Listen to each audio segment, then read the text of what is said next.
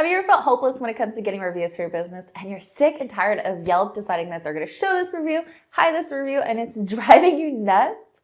Well, in this video, we're diving into an authority hack to help you build your business's know, like, and trust qualities to help you boost your sales. If you're new here, welcome to my channel, the #1 place for entrepreneurs, service providers, and side hustlers.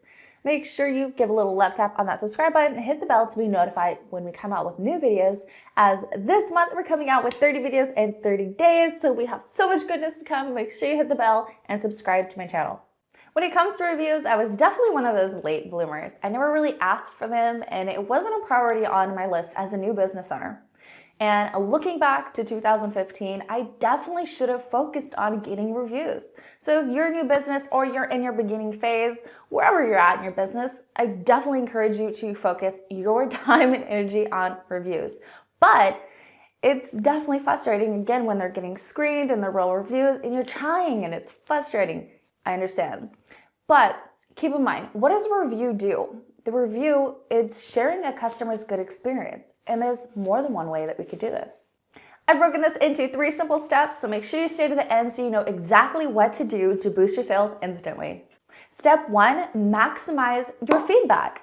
How do we do this? Well, this is the #1 mistake that most businesses make. If you get feedback and you don't do anything with it, it's just wasted feedback. So here's what to do instead. I want you to make sure that you screenshot all your text messages of any good feedback, Facebook reviews, Google reviews, Yelp reviews, Home Advisor, Thumbtack. It could be a call recording if you just get permission to turn it into something else later down in our steps.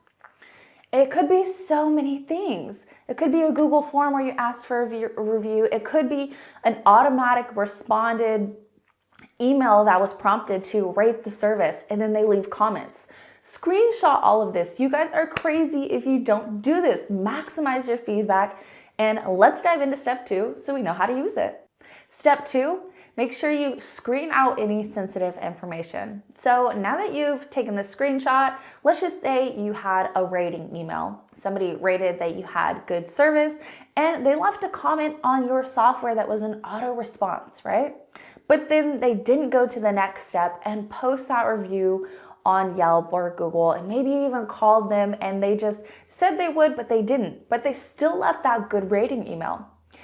After you've screenshotted that email, upload it into Canva.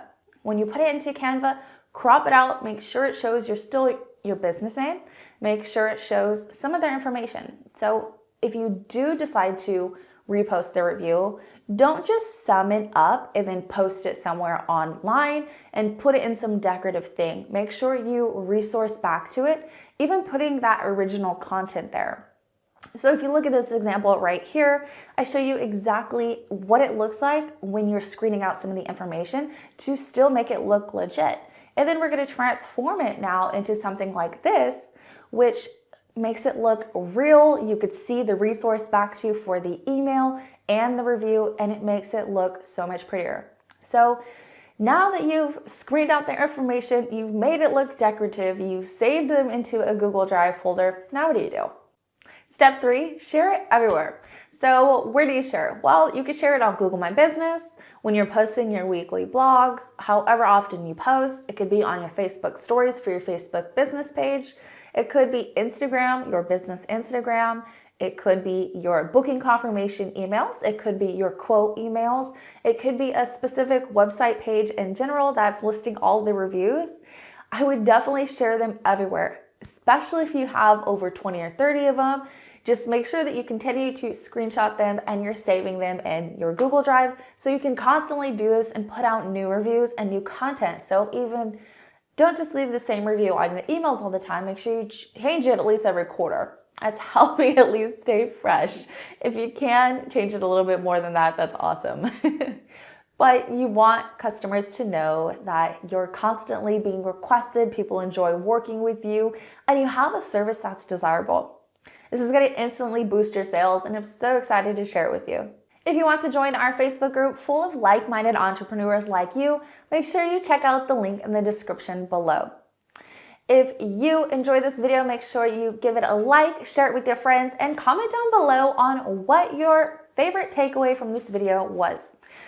Again, we're coming out with 30 videos in 30 days. So if you guys have more content topics that you really want to see, make sure you leave it into the comments below, as we're coming out with so many more videos.